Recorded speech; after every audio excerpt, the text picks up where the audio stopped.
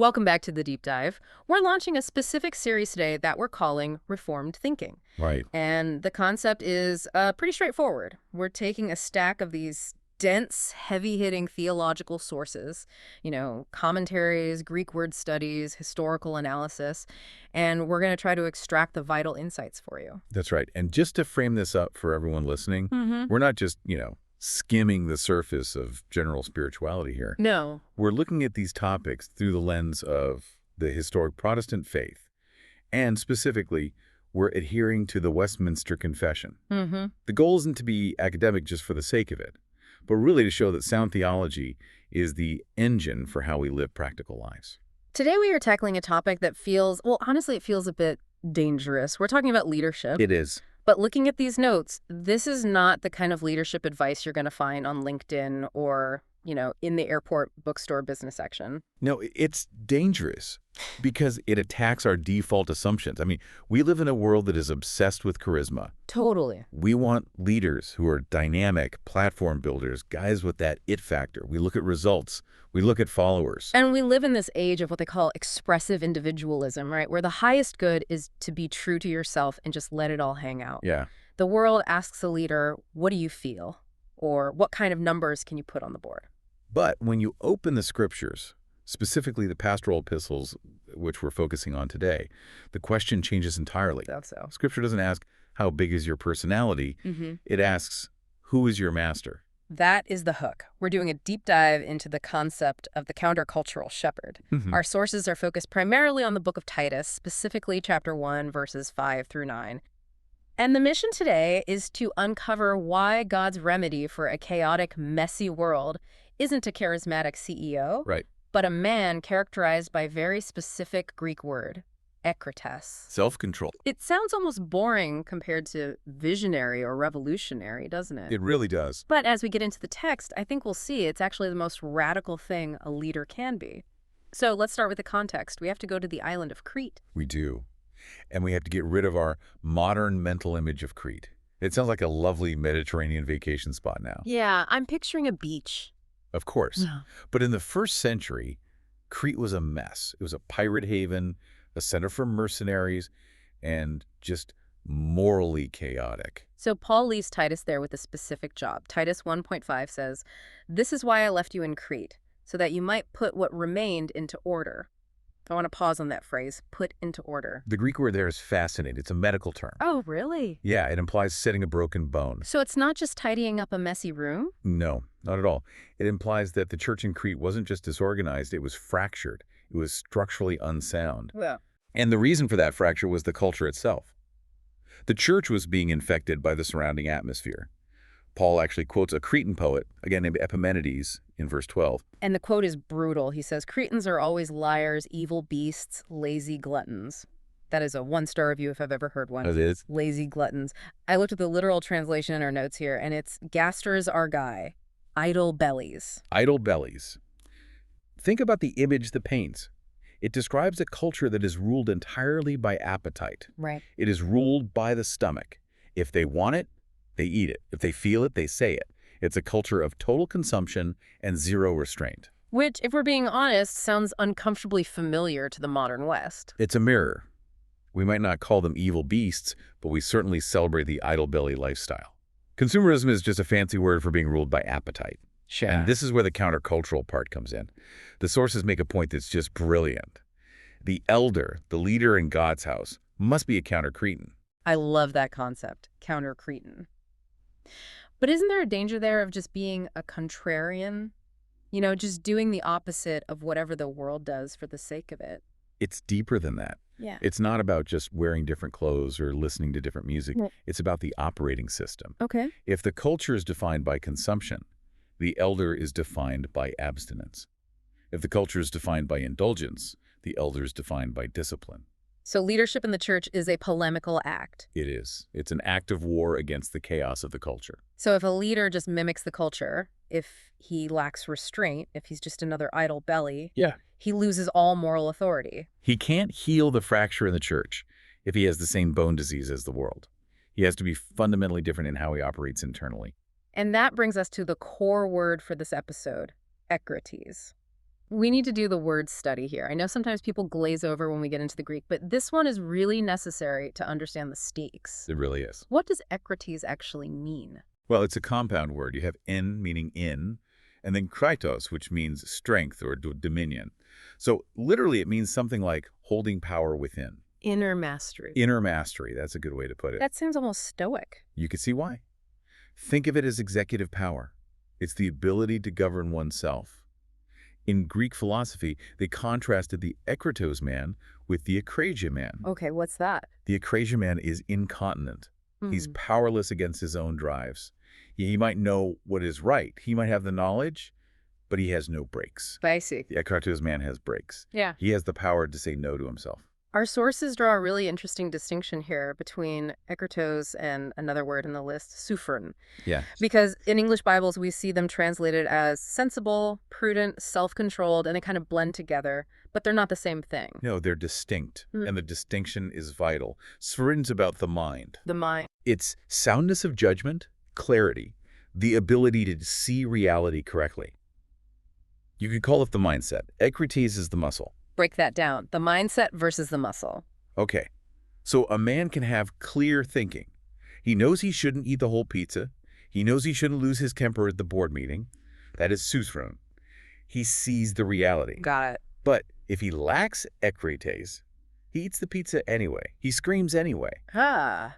He has the judgment, but not the power to execute that judgment against the resistance of his flesh. That is a huge distinction. I think we've all met people, maybe particularly in academic circles, who are brilliant theologians. Yeah. They have the soufrein part down cold, they know the doctrine, Absolutely. but their lives are chaotic. Because they lack the Egkratēs muscle. They have the map, but they don't have the steering wheel. And Paul is saying to Titus, do not appoint men who only have the map. You need both. We should probably clarify what this is not, though, because I think when people hear self-control, they get a specific mental image. They imagine the stoic, just gritting your teeth, suppressing all emotion, being a robot. And that is absolutely not it. Christianity is not stoicism. We're not saying emotions are bad. Jesus wept. Jesus felt anger. Jesus felt great distress. Egkratēs is not about killing emotion. It's about ordering it. It's not asceticism either. We're not saying food is bad or the body is evil. We're reformed. We believe creation is good. So it's not about starving yourself to prove you're holy. No. A man who starves himself because he thinks matter is evil is not self-controlled. He's heretical. True self-control is the stewardship of pleasure, not the rejection of creation. Here's a tricky one mentioned in the source material. It's not just personality. Ooh, this is where search committees get tripped up. How so? Well, some men are just naturally quiet. They're introverted, they're conflict avoidant. And we look at them and say, oh, he's so self-controlled, he never raises his voice. Right, the chill guy. Exactly. But the sources warn us. Silence is not always self-control. A man can be quiet and still be enslaved to secret sins. He could be seething with bitterness internally, but just be too afraid to speak. That's fear of man, not mastery of self. Precisely. That is a really important diagnostic. Just because someone is chill doesn't mean they're Egkratēs. They might just be passive. And passivity is a lack of kratos, a lack of power. Self-control is active. It's an exertion of strength. Okay, so let's move to the logic of the list in Titus 1. Paul gives this whole list of qualifications for an elder, and it starts with this umbrella term, above reproach. Right. Titus 1.6 to 7. Now, we have to be careful here. Above reproach does not mean sinless perfection. Right. If it meant that, the church would have no leaders. Peter certainly would not have qualified. So what does it mean then? It means there's no handle for accusation. There's no settled pattern of scandal or hypocrisy that someone can grab onto and use to discredit the gospel. It means his life is consistent. And the metaphor Paul uses here to explain why this is necessary is the steward. God's steward. This is the theological key to the whole argument. The church is God's household. It's not theirs. It doesn't belong to the pastor, doesn't belong to the board, it belongs to God. The overseer is a manager of someone else's property. Okay. And the logic is, if a man cannot rule his own self, his own internal household, how can he possibly be trusted to manage God's external household? That connects directly to the negative list in verse 7. Paul lists these 5 vices: arrogant, quick-tempered, drunkard, violent, greedy. And looking at the sources, these are not just random bad things picked out of a hat. Not at all. They share a root. They are all manifestations of the ungoverned self. Walk us through that. Connect the dots between, say, arrogance and the ungoverned self. Look at them. Arrogance, or being self-willed, as in some translations put it, is self-pleasing. It's the demand to have your own way. Right. Being quick-tempered is self-defensive. It's the ego lashing out when it feels threatened. Okay, I can see that. Drunkenness is self-indulgent. Violence is self-asserting. Greed is self-serving. It is the ego run wild in 5 different directions. Wow. So Egkratēs, self-control, is basically the hinge that stops all of those. It's the counterweight. Yeah. You cannot avoid being a drunkard without the active presence of self-control. You can't avoid being violent or quick-tempered without the active presence of self-control. So it's foundational. It is. If you pull the pin on self-control, all those other vices just explode. This moves us into the theology of it all. Because we're talking about self-control and mastery, but as we said, we're Reformed Christians. We don't believe you can just bootstrap your way to holiness. No. This sounds a bit like we're saying, just try harder. And this is where we have to be very, very careful to distinguish between moralism and sanctification. What's the specific difference in this context? Well, Greek ethics, like Aristotle, saw self-control as a triumph of human reason. I'm smart enough to control myself. My mind is stronger than my body. Right, the bootstraps idea. Exactly. Mm-hmm. Christian theology sees it as a triumph of the Holy Spirit. Galatians 5 lists self-control as a fruit of the Spirit. It's not a work of the flesh. So practically, how does that work? If I'm a leader struggling with anger, I don't just say, stop it. No. You have to engage in what theologians call mortification and vivification. Those are some heavy theological terms. Let's unpack them for the listener. Okay, so mortification is the Spirit-empowered killing of sin. It's strangling the desires. You don't just stop the behavior, you attack the root desire. Mm-hmm. But you can't just kill, you have to bring life. That's vivification, the enlivening of new obedience. You replace the love of sin with a higher love, a love for God. So self-control is the engine of that process. It's the act of fighting. It is. And we have to avoid 2 big errors here. On one side, you have legalism. Right. Do not handle, do not taste, do not touch. Thinking that if I just make myself miserable enough, God will be impressed. That's the ascetic trap again, the monk in the desert vibes. Right. But the other error, and this is the one our modern culture really struggles with, is antinomianism. The idea that the law doesn't matter. Yes. Or in modern terms, we call it authenticity. We have this idea that being real means venting every emotion. I'm just being authentic by screaming at you. Oh, yeah, I've heard that one. Or I'm just struggling honestly while, indulging in sin. I'm just messy. That's who I am. But a grace that leaves a man enslaved to sin is not biblical grace. Biblical authenticity is confessing sin, yes, but then killing it. It is not making peace with it. The sources mention the third use of the law here. This is a classic Reformed distinction. Can you explain that simply? The third use is for the believer. We're saved by grace, justified by faith alone. But because we're saved, we look at the law things like the 10 Commandments or this list in Titus to see how to please the God who saved us. It's a guide. It guides our gratitude. Self-control is concrete obedience shaped by gratitude. Which brings us to the ultimate example. Because if we're looking for self-control, we don't just look at a list of rules. We look at a person. We look at the Christological center. Jesus is the ultimate Egkratēs. Let's look at the examples the sources gave. The wilderness temptation. Think about the contrast. Adam was in a garden, surrounded by food, and he failed to control his appetite. Israel was in the wilderness, and they complained about hunger constantly. Then you have Jesus. He's in the wilderness. He is starving, literally starving. And Satan says, turn these stones to bread. He had the power to do it. He had the kratos, the raw power. He could have made a banquet.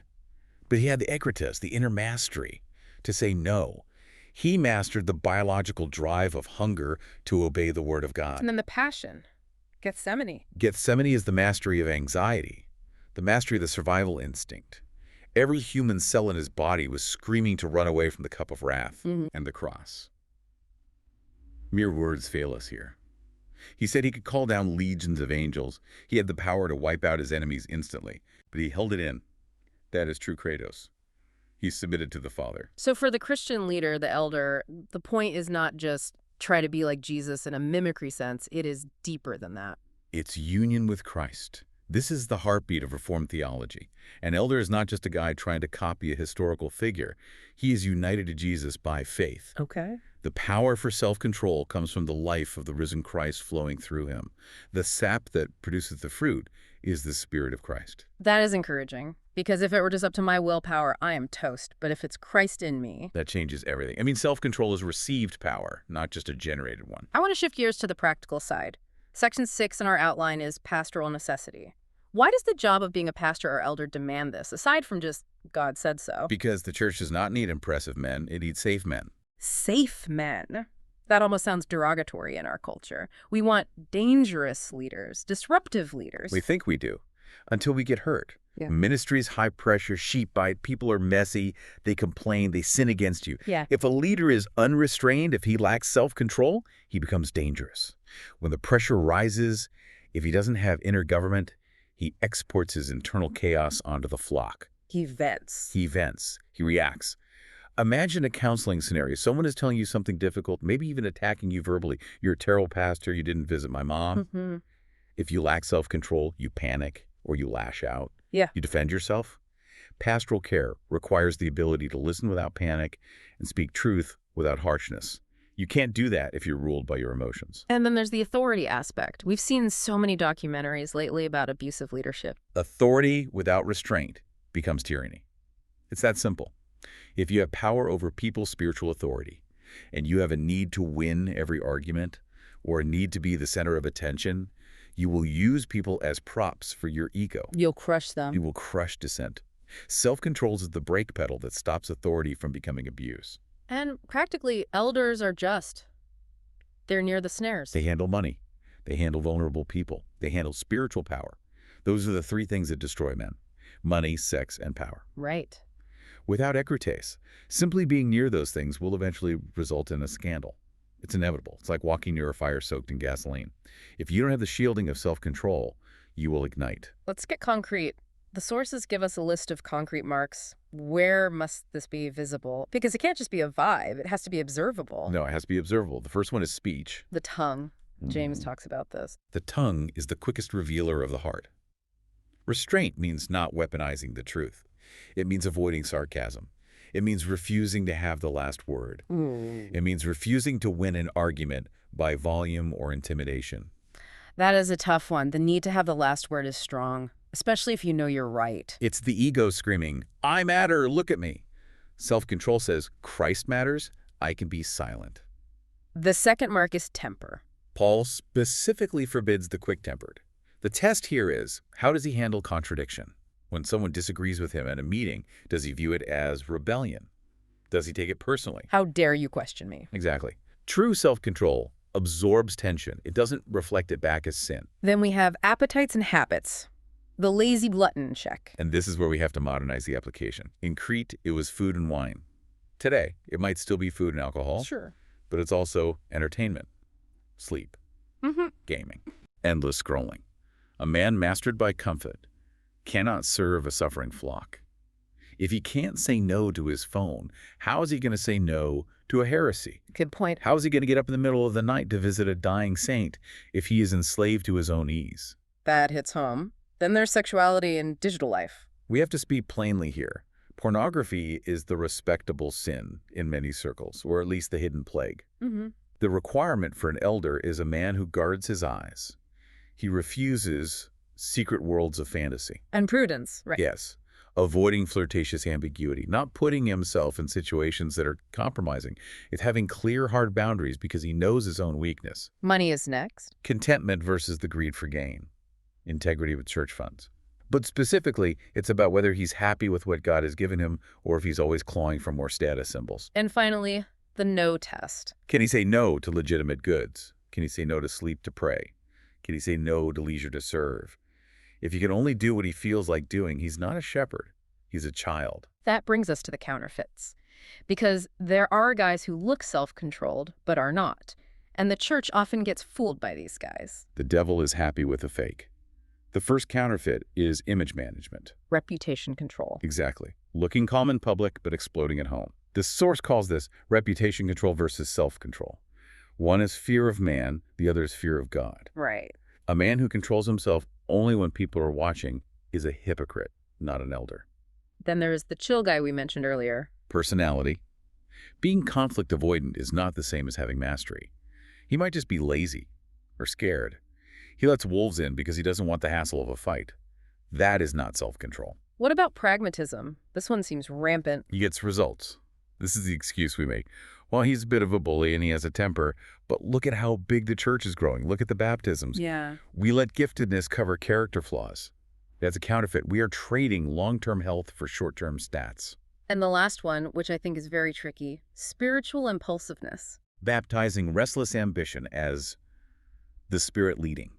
You see this with leaders who are constantly changing direction, constantly starting new things, acting on every impulse, and calling it faith. The Lord told me to launch 3 campuses next week. The Lord told me to do this. Well, maybe. Or maybe you just lack the self-control to stick with the boring hard work of shepherding. Haste disguised as faith is a major counterfeit. True faith is often slow. It waits on the Lord.